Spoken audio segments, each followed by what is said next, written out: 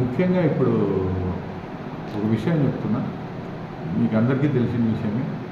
మన బహుజన్ సమాజ్ పార్టీ ఒక ట్యాగ్లైన్ మాదిరిగా 2 కులాల పాలన పోవాలి, బహుజన కులాల పాలన రావాలి అని చెప్పేసి మేము ముందుకు వస్తున్నాం.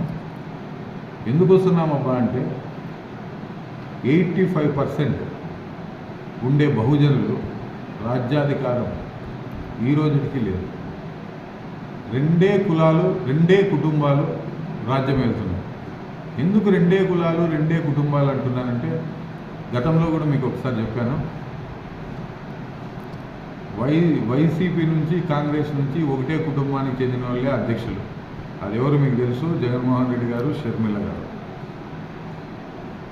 టీడీపీ నుంచి ఒకటే కుటుంబానికి చెందిన వ్యక్తులు, బీజేపీ నుంచి ఒకటే కుటుంబానికి చెందిన వ్యక్తులు. అంటే 2 కులాలు 2 కుటుంబాలు, ఈ పాలన పోవాలి. అదే బహుజన్ సమాజ్ పార్టీ ఏం చెప్తుంది, ఒక బీసీని ముఖ్యమంత్రిని చేస్తామని చెప్తాను. వీళ్ళని బీసీలకి ముఖ్యమంత్రి చేసే దమ్ము ధైర్యము ఈ పార్టీలకు ఉందా? ఒక బీసీని చేయండి, ఒక ఎస్సీని చేయండి, ఒక ఎస్టీని చేయండి, ఒక మైనార్టీని చేయండి, ఒక క్రిస్టియన్ చేయండి, మీరు చేయగలరా? మీరు చేయలేరు. ఒక బహుజన్ సమాజ్ పార్టీ మాత్రమే ఈరోజు బీసీని ముఖ్యమంత్రి చేస్తామని ఓపెన్గా చెప్పడం జరుగుతుంది.